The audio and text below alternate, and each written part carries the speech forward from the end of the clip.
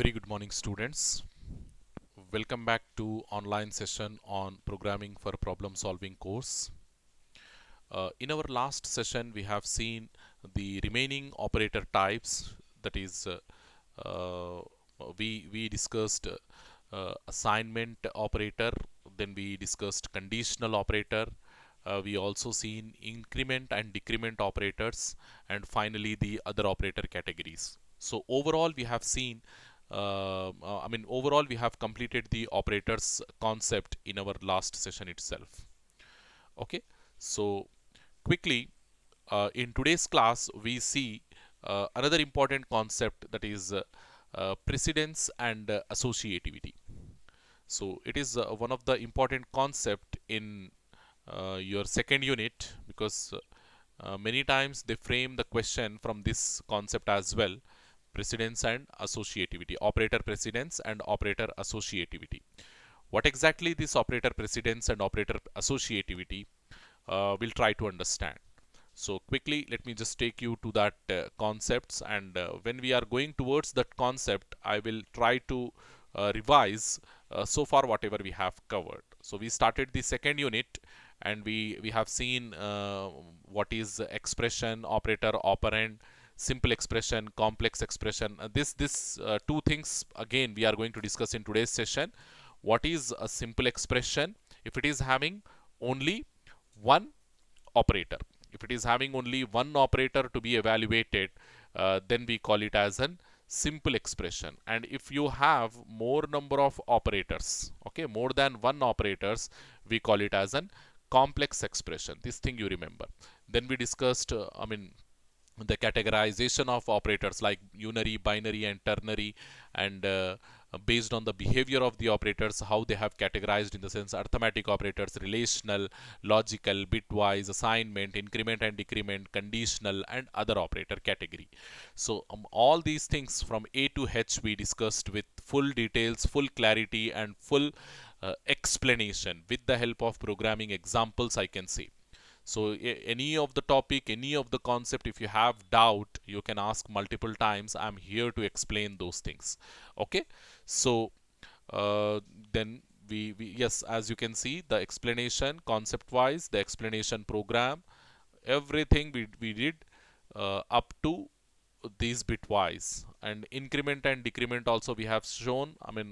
Program we have shown, assignment operators program I have shown, increment and decrement program I have shown, conditional operator program we discussed. This other operators, as I said, at this stage, yani, in your second unit, we rarely use this address operator, indirection operator, comma operator, and size of operator, dot and arrow operator. All these we use in upcoming units, like your third, fourth, fifth unit we use. So over there, when it comes in our discussion, we have the full clarity, programming, and everything. But for now, what concepts you have to remember related to these other operators, that already I have given. Okay, that already I have given. So now in today's class, as I said, we discuss the precedence and associativity of operators. So expression evaluation. So expression evaluation, in the sense, you will be having some operator followed by some operands. You will be having an operator or more than one operator followed by some operands. So how you are going to evaluate? So whenever we are taking an operator into consideration, that will not give the final value, isn't it? Expression will not give the final value unless you evaluate it. So whenever you see an expression, before getting the final value, what you have to do? You have to evaluate that expression. Evaluation is nothing but calculate, isn't it? Suppose 2 plus 3, what it is? It is an expression. 2 plus 3 is not the final value. 2 plus 3 is an expression. So in order to get the final value, what you have to do? You have to add the 2 to 3, so that you will get 5 as the final value. So this thing you remember. We are having expression, we are evaluating the expression to get the final value. Okay, so expression evaluation, it is easy if it is a simple expression. If you have only one operator, it will become very easy for us to evaluate it. For us as well as for a computer also, it will become very easy to evaluate it. Okay, so expression evaluation is an easy task if it is a simple expression to be evaluated. But problem arises. So where comes the confusion? Where comes the difficulty? Where comes the problem in the sense when we have a complex expression? A complex expression to evaluate. So what exactly a complex expression? So before starting this session only, I gave you the definition of both the expression, simple expression as well as complex expression. Simple expression we said with which is having only one operator to deal with, but complex expression it will have more than one operator to deal with. Okay, more than one operator in its representation or in its calculation. Okay, without the knowledge of precedence, if you don't know the concept of precedence, if you don't know the concept of associativity, it will become very difficult for us to determine the order in which the operators in a complex expression will be evaluated. So if you have a complex expression, let us say 2 plus, so where am I? Okay, here I have. Okay, let us say you have 2 plus 3 multiplied with 6. So it is, for my understanding, it is a complex expression. It is a complex expression. So now the problem over here is, if you don't have the knowledge of this precedence and associativity, and I mean many of us we belongs to mathematics and we know how to evaluate this expression very clearly, isn't it? We know how to evaluate this expression very clearly according to your BODMAS rule, isn't it? So simply according to the BODMAS, all multiplication division will come first, then arithmetic subtraction will come next, isn't it? So according to that rule, we evaluate this multiplication first, then we evaluate this addition. So 6 multiplied with 3, it will become 18 plus 2, 20. But if you are a lame person, you don't have the knowledge of mathematics and you don't have the knowledge of this precedence and associativity, then what will happen?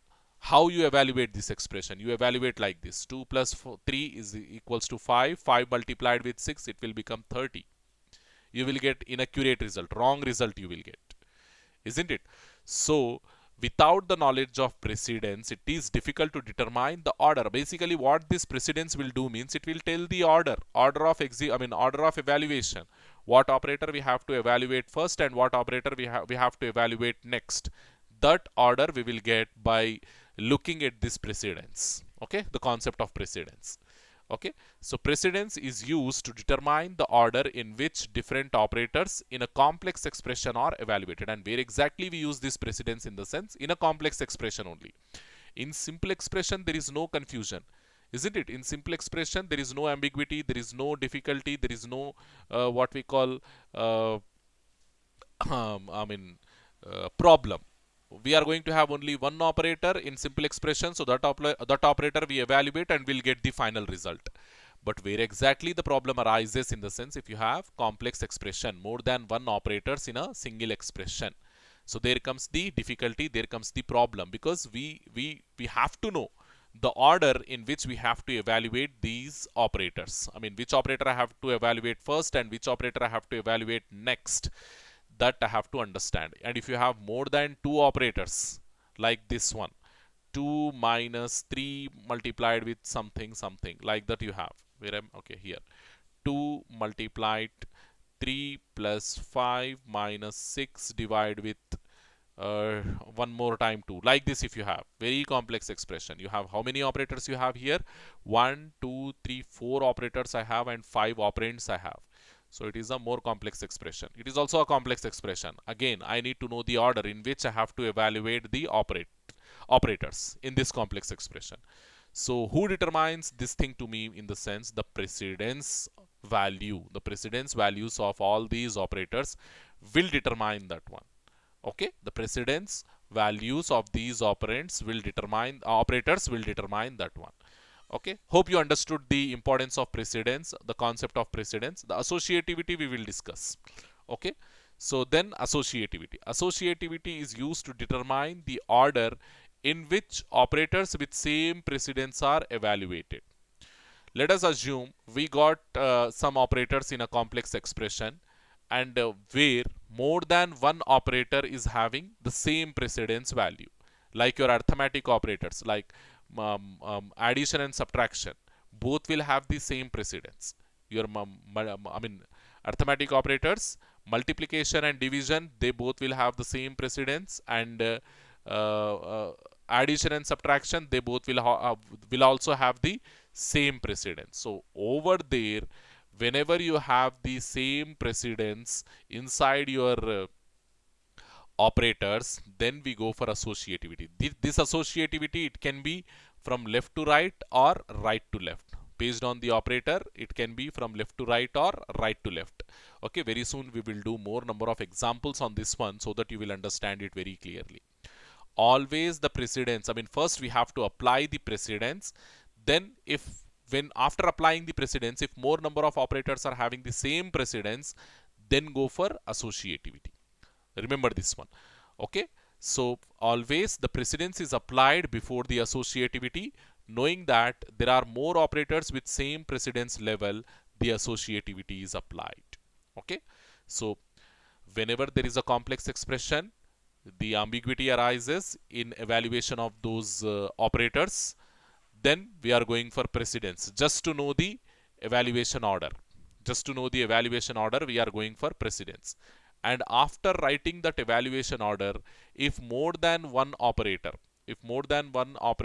are having the same precedence value, okay, having the same order of evaluation, then we have to go for associativity. Associativity will solve the ambiguity when more number of operators are having the same precedence. So first what we are doing, we are trying to solve the complex expression issue with the help of precedence. If precedence is not solving, then we are going for associativity. Believe me, after applying associativity, there will not be any issues. Any further, there will not be any issues. Associativity is the last thing. First, we are applying the precedence. At precedence level only, many of the issues will be solved. And even if you have some sort of issues, some sort of confusion after applying the precedence, then go for associativity. So once you apply the associativity, all problems will be resolved. Always the precedent. That is the reason why you have to remember this second point in this particular slide. Always the precedence will be applied first and then the associativity. After applying the precedence, it is not mandatory that always you have to apply the associativity. After applying the precedence also, your problem is not solved and again you have the confusion, then only go for associativity. Okay, if there is no operator with same precedence, no need to apply the associativity. If there is no operator with same precedence, no need to apply the associativity.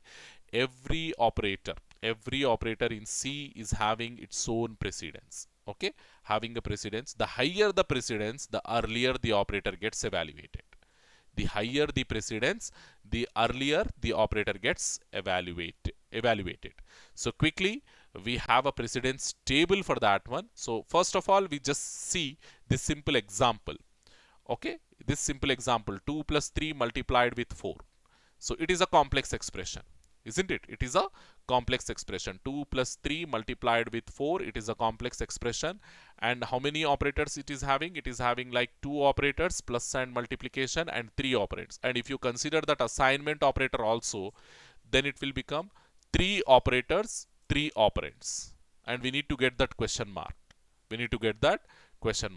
In precedence table, if you go and see, okay, yes, from top to bottom we will go, and the whatever operators we have at the top level, those operators will have the highest precedence. So that parenthesis, square brackets, then that arrow operator, dot operator, increment, decrement operators, all these are having the highest level of precedence. So if you see these operators, in your expression, try to evaluate those first. Then we have the second level of precedence, that is plus, minus, okay, that is unary plus. That plus is not binary. That is unary plus, unary minus, not negate, increment, decrement, once again, unary increment, unary decrement, then typecasting operator, this unary multiplication, address operator, and size of operator. All these are at the second stage. Then the third stage, multiplicative. These are binary. Okay, binary multiplication, binary division, binary modulo division. Okay, all these are at third stage, third level. Okay, so they are having the highest precedence, the second level precedence, the third level precedence. Likewise, then additive. Additive is nothing but binary addition, binary subtraction. Then shifting, bitwise left shift, bitwise right shift. Then relational. Okay, less than or equals to, greater than or equals to, they will be evaluated. Then equivality, equals to, not equals to. Then bitwise and, bitwise XOR, bitwise OR, logical and, logical OR, conditional. Okay, then assignment, normal assignment, they are having the lowest level of precedence, as you can see.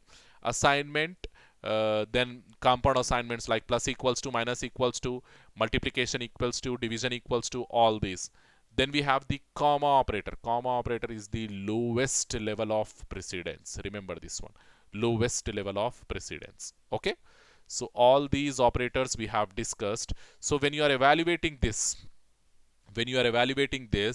so inside the precedence table, how many operators we have over here? Okay, we have the plus, then we have multiplication, then we have equals to. Three operators I have. So I will write the order of evaluation. So first what operator I have to evaluate, then what operator I have to evaluate, and finally what operator I have to evaluate. So I will write the order of their evaluation. Simply go and see. First what we have. First which operator? In plus, multiplication and assignment.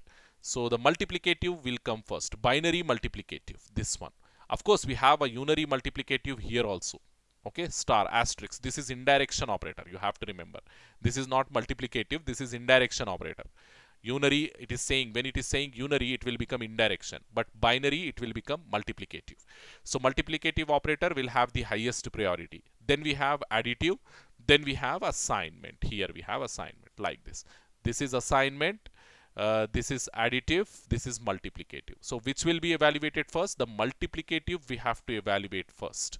The multiplicative we have to evaluate first, then the additive, then the assignment. So 2 plus 3 multiplied with 4 we have, then equals to we have. So first evaluate these two. First evaluate these two, so that it will become 12. 2 plus 12 equals to. Then what we have to evaluate, this plus you evaluate, so 14, and finally the equals to, whatever you want to compare, or whatever, wherever you want to store, there this 14 will be assigned. So let us say something like this you are doing, a equals to you are saying. So first like this you are saying, let us say 2 plus 3 multiplied with 4 you are saying. So then first it will be evaluated, then it will become 12, then this will be evaluated, it will become 14, and finally the assignment operator will be evaluated. So assignment operator, what it will do, it will store this 14 inside this A. It will store this 14 inside this A. So in this way your C language operator precedence will work, operator evaluation will work. So in precedence table, the operator binary multiplicative operator is having the highest precedence than operator plus. Hence, multiplicative operator will be evaluated first, and then plus will be evaluated. So the value will become 14. So see the following precedence table. I have already shown this one. I have already explained this one. Then the concept of associativity. Associativity, it can be left to right or right to left. Based on the operator type, the associativity can be left to right or right to left. Left to right associativity evaluates the expression by starting from the left side. Okay, left to right associativity, when we have, what we have to do, we have to evaluate the process. We have to start the consideration process from the left side. Then right to left associativity, we have to start the consideration process from the right side. So remember this one, left to right associativity, right to left associativity. Associativity is used, this last point, it is very, very important. You just read it and note it down. Remember, associativity is used only when there are operators with the same precedence level occurs in the complex expression. Okay, is occur, this should be is. Okay, remember, associativity is used only when there are operators with the same precedence level is occur in a complex expression. So as we have here, when we did all operators, they are having different precedence values, so there is no need to apply the associativity. Have we applied any associativity here? No, we have not applied, because all my operators, they are having different levels of precedence. Multiplicative, it is having first level. Additive, it is having second. Then assignment, it is having third. So all my operators, they are having some different levels of precedence value, so no need to go for associativity. So that is the reason we have not gone to associativity, and in simple terms we have evaluated this complex expression. Hope you understood this one. So now we go and we see associativity is applied when we have more than one operator of same precedence level in an expression. So this example, to understand, let me just take 3 multiplied with 8 divided with 6. Okay, I just want x equals to how much? X equals to, I am taking 3 multiplied with what? 3 multiplied with, we said 8 divided with 4. 3 multiplied with 8 divided with 4. Now in this, how many operators I have? I have equals to, I have multiplicative, I have division. Now my question, which operator I have to evaluate first, which operator I have to evaluate second, which operator I have to evaluate third? Okay, 3 operators. The precedence values I need. The order I need. So equals to, as we know, equals to, it is having the lowest level of precedence when compared with multiplication and division. As you can see here, multiplication and division, they both have the same precedence. Multiplication and division, they both have the same precedence here.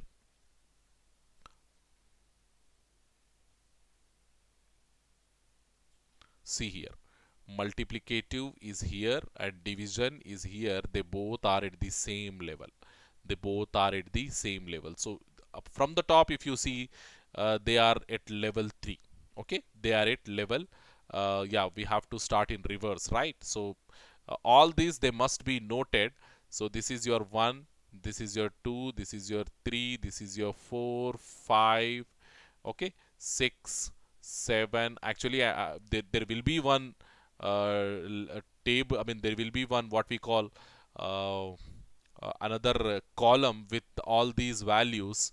So I think I forgot to put that one. 8, then 9, then 10, because we said the higher the precedence value, the earlier the operator gets evaluated. So 13, then 14, then 15. Likewise, we have all the precedences. So now what we are doing? Yeah, in this, where am I? Yeah, here.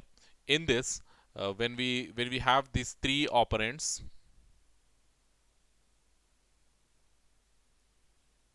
where I'm writing? Yeah, there I'm writing. Come over here. Take this and remove this, because these are not required. Okay, now I will write the precedence levels, precedence values. So assignment operator, what precedence value it is having? Assignment operator, it is having the precedence value like table, okay, 2. So it is having precedence value 2. Then multiplicative, it is having precedence 13. As you can see, this particular thing, it is having 13. So write down that 13. Multiplicative is 13. Then what we have? Then division. How much we have? Again, same, 13. So here, two of my operators, they are having the same precedence value. Two of my operators, they are having the same precedence value. Then what we have to do? Yeah, associativity is applied when we have more than one operator of the same precedence level in an expression. So in an expression, I have 2 operators with same precedence value. Then what I have to do? I have to go for associativity. Then what is associativity? It can be left to right or right to left. So quickly go and see. Quickly go to your table and see what sort of associativity I have to apply for this multiplicative, which are having the same level of precedence. So I have to apply left to right associativity. What associativity I have to apply? From left to right. So I have to move in the expression, in that same expression, I have to move from left to right, and what operator is coming first from the left, that operator I have to evaluate first. So quickly come over here. So in my expression, which is 3 multiplied with 8 divided with 4 x equals to, I have to start from left. From this direction I have to start. So when I'm starting from this direction, see, assignment, it is not having any ambiguity. Assignment will be evaluated last because it is having only 2. So don't consider that assignment, sir. We are starting from left, but assignment operator is coming first. So why can't we evaluating assignment operator first? Because assignment operator is not in the race. Assignment operator, it is already surrendered, it is not in the race. So we have to evaluate that assignment operator at the last. And who are in the race? In the sense, your multiplicative operators, both multiplication and division operator, they are in the race. So we have to choose a particular operator to evaluate first. So which operator I have to evaluate? When we move from left to right, the multiplication operator is coming first. So I have to evaluate multiplication operator first. So x equals to 24 divided with 4. Okay, 24 divided with 4. So now again I have only one operator. So x equals to 6. Finally, the assignment operator will be evaluated, and this 6 will be stored inside this x. So like this, 3 different operators over here: assignment, multiplication, division will get evaluated. Hope you understood this one. So quickly take another example, and so that you will remember this concept permanently. So what we are doing, first we are trying to apply the we are trying to evaluate the expression first, because you have complex expression. Complex expression is nothing but expression with multiple operators. If you have more than one operator inside a single expression, we call it as a complex expression. So whenever there is a complex expression, there is an ambiguity that which operator we need to evaluate first. So to solve that ambiguity, to solve that problem, we are going for precedence. Even after applying the precedence, if you get more than one operator with same precedence value, then go for associativity. So associativity, it can be left to right or right to left. It is clearly mentioned in your precedence table itself. So if the associativity is saying move to simply to move from left to right, and see whatever operator is coming first, evaluate that operator first. So likewise, so quickly go and see another example. Yeah, here only we have. So yeah, try to solve 2 plus 3 modulo division 2 multiplied with 4. So what are my operators here? Here only I will try to solve, because again going there and coming back, it will take time. So x equals to 2 plus 3 modulo divide with 2 multiplied with 4. Simply try to solve this one. So how many operators I have? I have equals to, I have plus, then I have modulo division, then I have multiplication. How many? 4 operators I have in this complex expression. So what is the precedence value of assignment? It is 2, I guess, isn't it?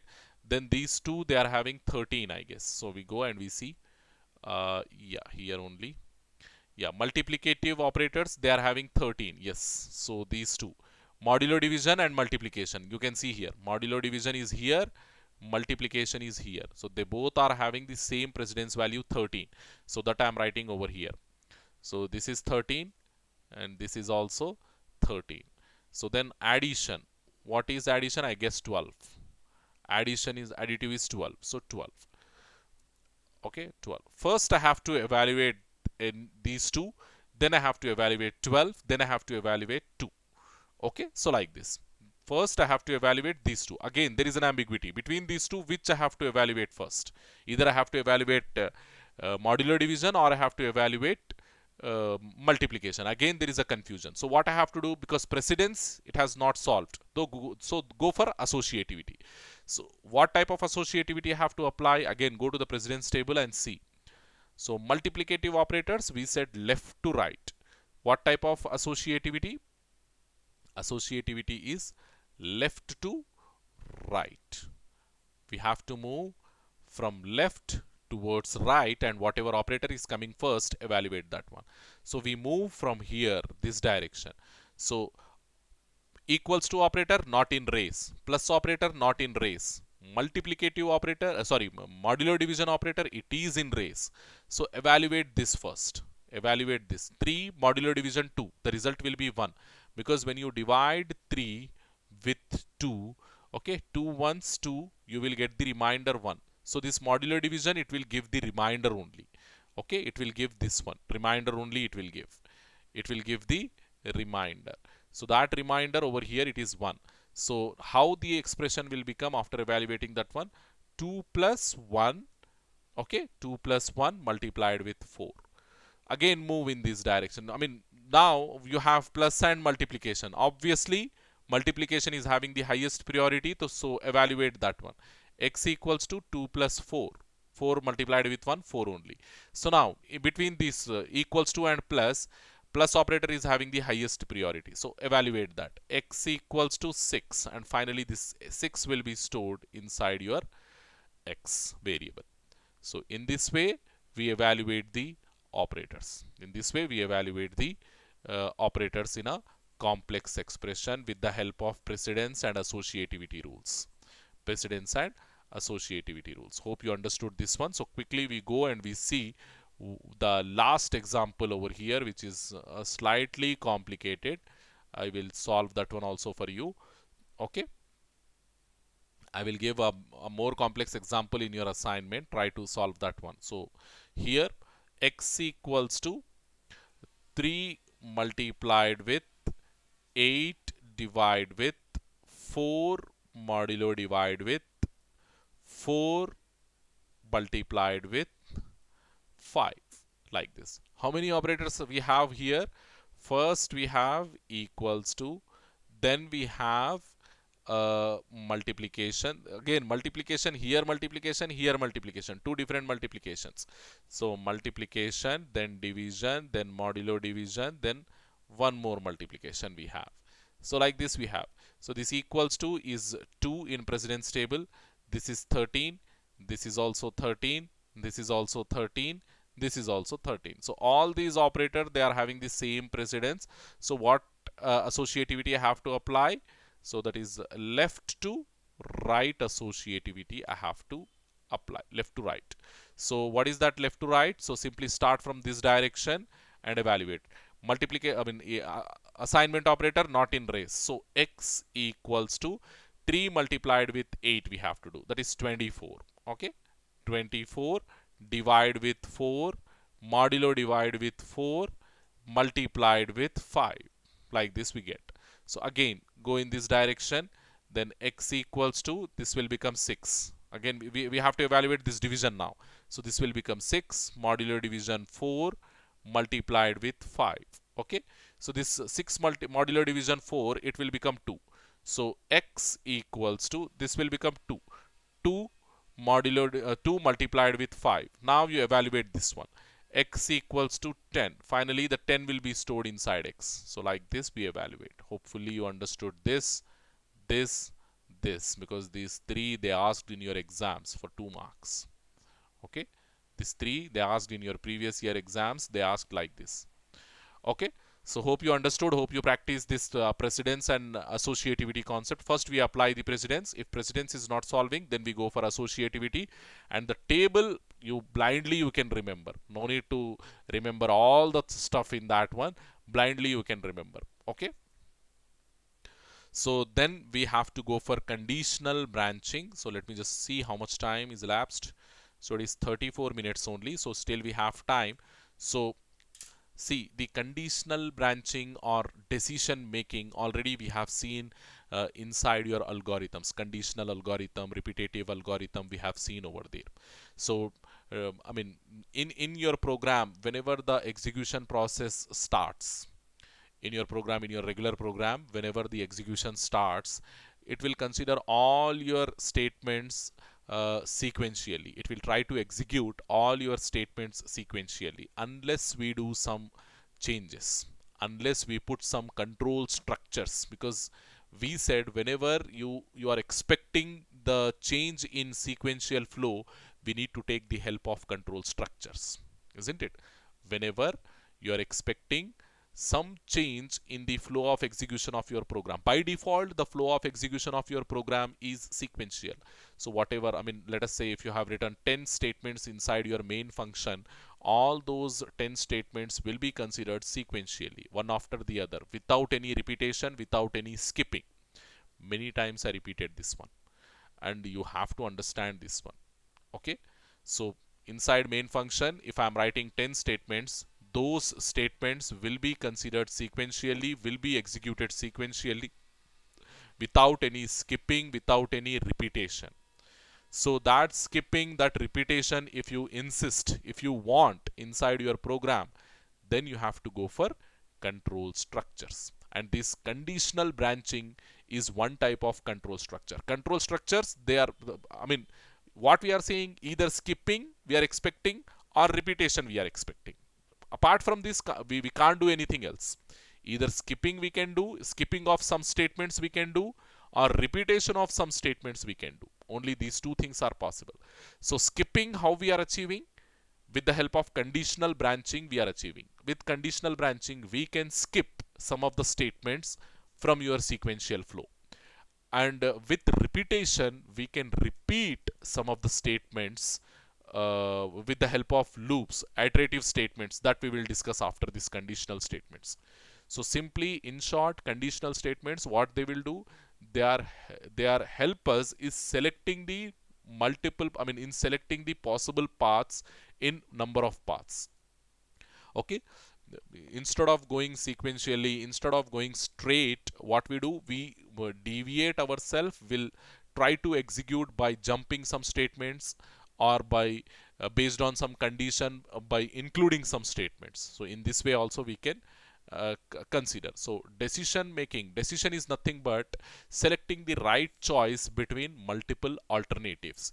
If you have more than one alternative, so what option you will select and how you will select, definitely there will be some reason, there will be some condition, isn't it?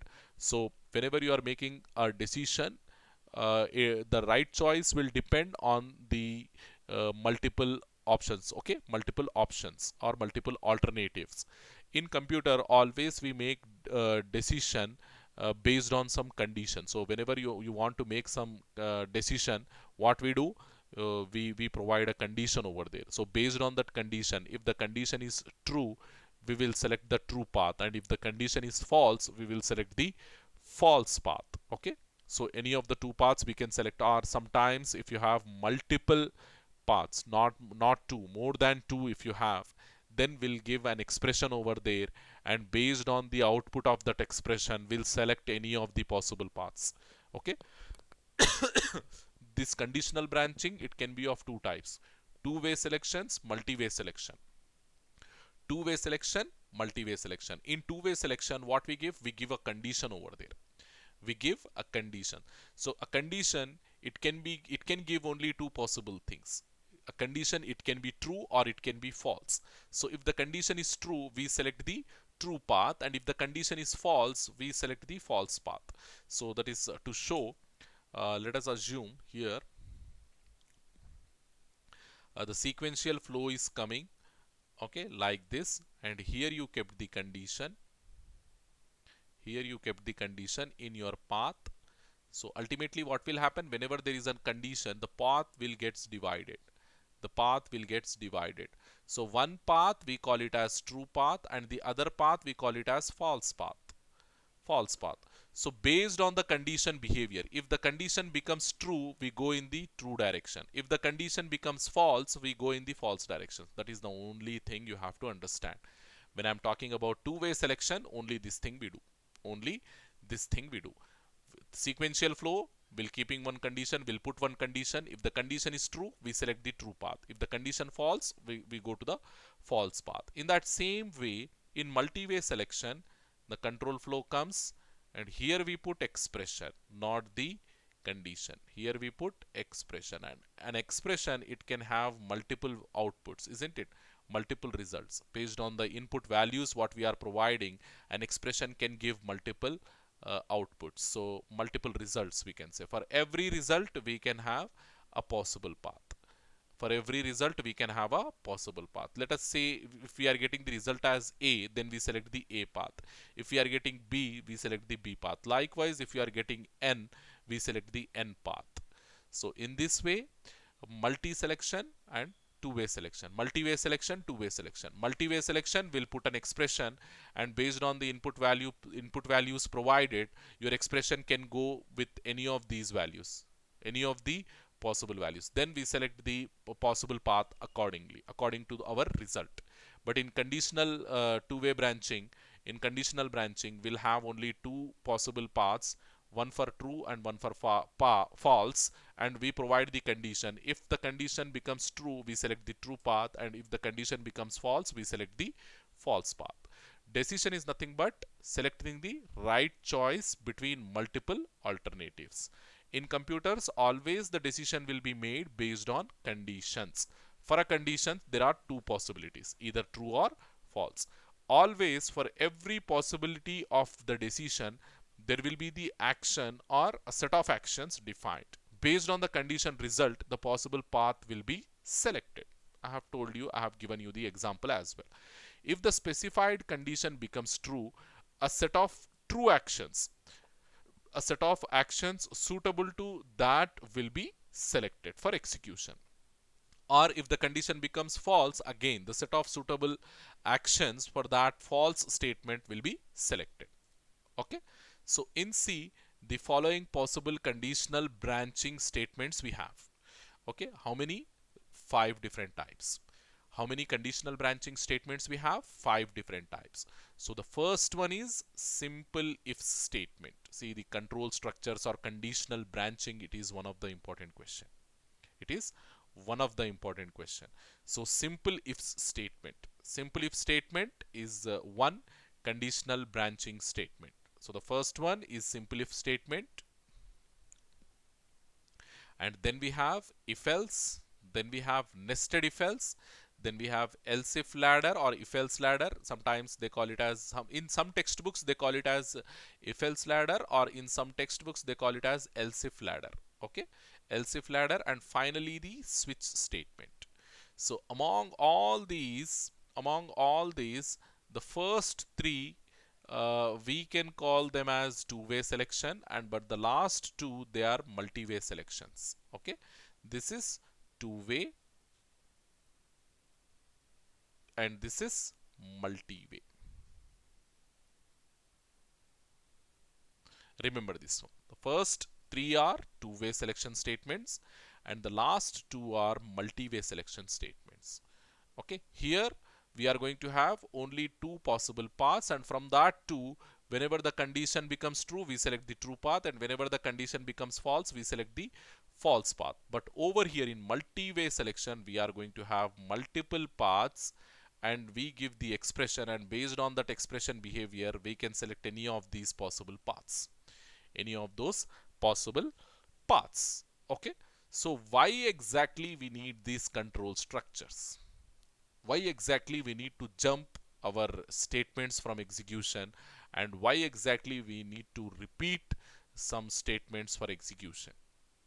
Okay, so in our program code, whenever we are writing the program code for solving the given problem, we come across a lot of situations we have to say, where skipping of few instructions will become inevitable. Like I have given the example of finding the person whether he is eligible for voting or not. At that stage, what we have to do, whenever the person is becoming whenever the person is allowed for voting, we are printing a message that the person is allowed to vote. And in that case, when the person is allowed, we are skipping the non-allowed statement, not allowed statement. We are skipping that one, isn't it? Again, when the person is not allowed, we are printing the not allowed statement and skipping the allowed statement, isn't it? So in such scenarios, in such situations, we need the skipping of statements or skipping of instructions in our program code. There we need this type of two-way selection statements. Okay, So let us say if I'm writing a program, or if I'm doing one problem solution where I'm giving the input, okay, the month number. I'm giving the input as month number, and accordingly you have to print the month name. So we have 12 months, isn't it? From January to December, we have 12 months. So if I give 1, it should print January. If I give 2, it should print February. Likewise, if I give 12, it should print December. Okay, let us you got some such kind of issue in your problem development, in your solution development, I can say. So there again, when the input is 1, we have to select the January path. If the input is, and when we are selecting the January path, we are omitting all other 11 paths. Okay, we are selecting the January path, in the sense what we are doing, we are selecting the January path means we are omitting all other paths. If we are selecting the February, if our input is 2 and if we are selecting February, we are skipping remaining all. So likewise, this example is for multi-way selection. Multi-way selection, from multiple paths, based on our input we are selecting any one path, and rest of all we are omitting, we are ignoring. So this example you can consider. Given a month number, we are converting that month number into month name. So if they have given some 6 in the sense, we have to convert that as June, and rest of all we have to skip, rest of all we have to ignore. Hope you understood. So quickly we need to discuss one by one. What is simple if statement, what is if else statement, I mean how exactly it will work, what is the flow chart, what is the program associated with that one. All those things we have to discuss. Okay, so in today's class, hopefully we will discuss the first two, the simple if else, simple if and if else statement. Okay, I will just see the time how much it is. So it is 46, so still 10 more minutes we have. So let me just conclude with these two, simple if statement and if else statement. So simple if statement, it is the simplest form of decision making in C language. Okay, the simplest form of decision making in C language is nothing but your if statement. So if statement will have a condition helpful in making the decision. We'll provide one condition, and based on that condition only, yeah, either we can include or we can skip. Okay, so if the condition true, then the statement block will be executed, and if the condition will be false, the statement block will be skipped. Only when the condition is true, the statement block will be executed, and if the condition is false, it will simply skip that statement. And moreover, whatever statement you are writing inside these control structures, you have to write only one statement. There is no flexibility that you can write more than one statement. And if you want to include more than one statement, simply we have to take a block. We have to take a block. Okay, that we will see. See, if the condition is false, it does not do anything, and if the condition is true, it will execute the given body. Okay, simply the simple form of if statement will not have anything to do in case of false condition. If the false condition, it will simply skip the statements, it will not have anything to do. Okay, so that if you see over here, the condition is given in parenthesis. I mean how we have to give, I mean how we have to take the if statement, simple if statement in our program, in the sense like this. The condition will be given inside the parenthesis. We use a set of parentheses to include the condition. After the if keyword, take the parenthesis set, and inside that parenthesis you write the condition. And that condition, it must be evaluated to either 0 or a non-zero value. If it is non-zero, it will be true, and if it is 0, it will be false. If a compound statement need to be provided, it must be enclosed inside the curly brackets. So over here, see, if you are writing statement block in the sense more than one statement, statement block in the sense more than one statement. If there is only one statement, you can go like this, no need of this curly brackets. If followed by the condition and followed by the statement. Only one statement you can write. So that I think it's better if I made it specific. Okay, if I made it specific, it will be good. So how many statements you can write without the block, I mean without the curly brackets? You can write only one statement. So that I am writing only one statement is allowed. only one statement you can write at the end, semicolon. But if you have more than one statement, that is a statement block, then take the curly bracket, opening curly bracket and closing curly bracket. Like this you have to take, and in between you have to put all that statement, all that instructions. So simply, if you have more than one statement to write, make it like a block. Using curly brackets, make it like a block. And if you have only one statement to write, no need to take any curly brackets. Simply write that statement. That's more than enough. Okay, so this is the concept of simple statement and compound statement. If you have simple statement, don't use curly brackets, and if you have compound statement, use a curly bracket. Use curly bracket.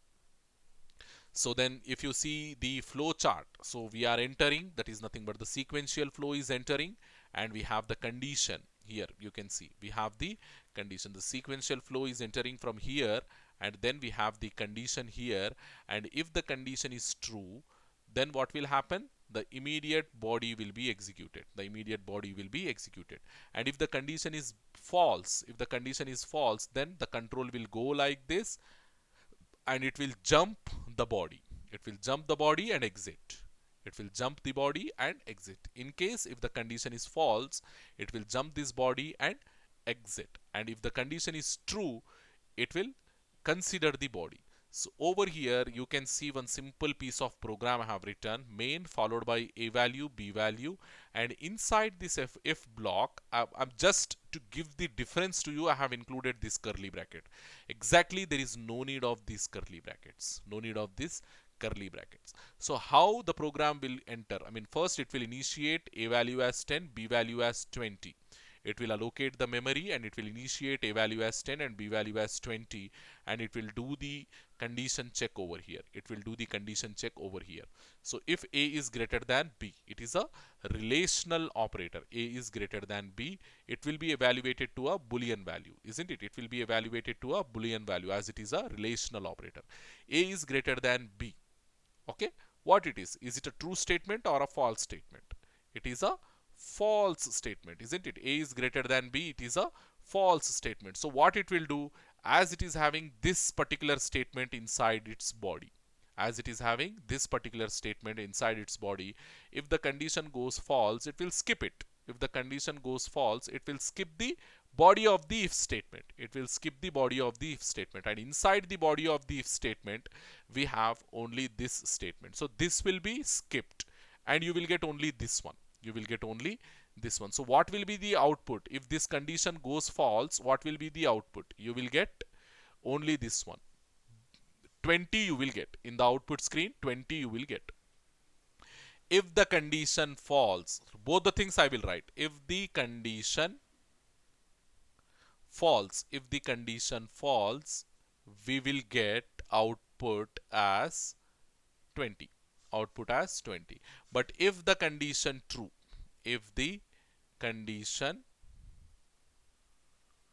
true, so when that condition will become true, if you switch these values, you have to put a value as 20, b value as 10, then only this condition will become true, isn't it? Then only this condition will become true. So at that stage what you will get? You will get first 20, then 10, because a value is 20 now. In order to make this condition true, what we have done? We made the a value as 20, so this condition became true. Now you will get this statement will also be considered, so you will get 20. Then this statement will also be considered, because b value is 10, you will get 10 on the output screen. So likewise. So quickly we'll go and we'll see the output of this program. So I have to go to the editor. So open the source code. Yeah, here. Demonstration on simple if statement. Okay, simple if statement. So now write include stdio.h. See, many people, I mean, they ask me one doubt, sir, you are writing some mistakes in this one, and you're not getting any error. As I told you, this will not become the part of your program. This is simply for our understanding we are writing. This is not part of your program, and neither your compiler will execute this one, compile this one. Your compiler will simply ignore this one because it is comment. It is a single line comment, and all comments will be ignored by your compiler, isn't it? So over here, stdio.h, then you write int main of void. Okay, then you write the program. So over here the same thing I'm writing, int a value as 10 comma b value as 20. I have initialized. Then what I am doing, yeah, I'm framing my condition. If at all a is greater than b, so then printf percentile d comma a. Okay, so if at all a is greater than b, we are printing a value. Otherwise printf percentile d, not otherwise, in all case, okay, print the b value. So right now what we will get as an output, save the program, if dot c, that's it. My program name is if, because I am demonstrating if. So demo if you can write, demonstrate if you can write, or if dot c you can write. So if dot c, uh, see, nowhere that program name is dependent on your execution. You can take anything over there. Okay, it is not dependent on your execution. Just to relate the concept with our program name, I have taken the program name as if.c. Compile. Compilation, hopefully it is successful. So now what we will get, because this condition is false, a value is 10 we have taken, b value as 20 we have taken. So this condition is false, so this will be skipped, isn't it? This will be skipped by the program and it will print only this one. Okay, so over here for our understanding I'm writing like this, a equals to and b equals to, printing of a value will be skipped. Printing of a value will be skipped because a value is lesser than b, but you are saying a as greater, so that will be skipped. So compile and execute. See, you are getting only b as 20, b equals to 20. This value it is skipping, this particular statement it is skipping. Okay, so without this if, what will happen, if you don't put this condition, then what will happen, you see. So simply what I have done, I kept that condition into comments. Okay, I kept that condition into comments, so your compiler will ignore that one. Your compiler will ignore that one. Then what will happen, it will print both the things, it will not skip, because you have now, you don't have any control structure now. So it will consider all statements sequentially. It will consider this statement and initialize a value as 10, b value as 20, then print the a value as 10 and print the b value as 20. Everything it will do. Okay, without skipping, it will consider all my statements. So you got a value as 10, b value as 20. So just to have the separation, you can put backslash n over here. Okay, a new line character over here. Now you can see compile, compilation successful, then execute. See, a value as 10, b value as 20. Both the statements will get executed and you are getting in the output. But when you are saying like this, a value as 20, b value as 10, your a value as 10, b value as 20 you are taking, and you are keeping a condition, means based on this condition, as it is false, it is not considering the body. It is directly going to the out of the body thing. So it is, yeah, without the curly brackets, only one statement will be considered inside the immediate statement will be considered inside the body. So execute. So you are getting only b as 20. So then make a as 20 and b as 10. See, inside your simple if, whenever the condition goes to true, whenever the condition becomes true, the program execution will be like your sequential flow only. Like your sequential flow only. Whenever the program condition, whenever the if condition is true, the program execution will be like sequential execution. As you can see over here, you got a as 10, a as 20, b as 10, because we have interchanged the values. Hopefully you understood. So now the condition is true, so it is printing this as well as this. It is printing this as well as this. Both the things it is considering, like your sequential flow of the program. Okay, how it will give the output in sequential flow, in that same way it is giving, without any skipping. So this is if statement. This is if, simple if statement. Okay, simple if statement. So now we have if else statement. So shall we go with this or shall we stop here itself? Yeah, it is already 59 minutes. So again, it will take like 15 minutes if I start that explanation. So I will stop here itself. Hopefully you understood the concept. And in our next class, we'll wind up this complete conditional statements. And in one more class, control statements, that is iterative statements.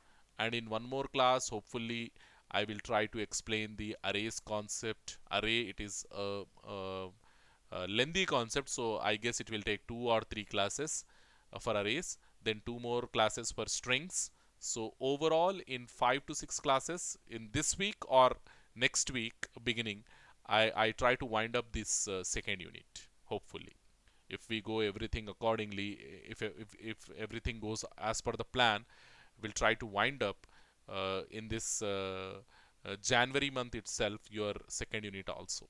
Okay, second unit and 2.5 units. And moreover, I forgot to tell you that as the concepts are very vast and you people are at the introductory stage, we generally used to follow this approach. We'll conduct the first internal after 2 units and second internal for the last 3 units. We used to do like that because the first 2 units they are very vast. Many basics are there in first 2 units, and when you see the third, fourth, and fifth unit, they are we are having very less number of concepts over there. We used to plan in that way: first 2 units for first mid and last 3 units for second mid. Like that we used to plan, but I don't know how it will go. According to the schedule, according to the almanac, or according to the plan, we'll see. Okay, hopefully. Thank you very much, students.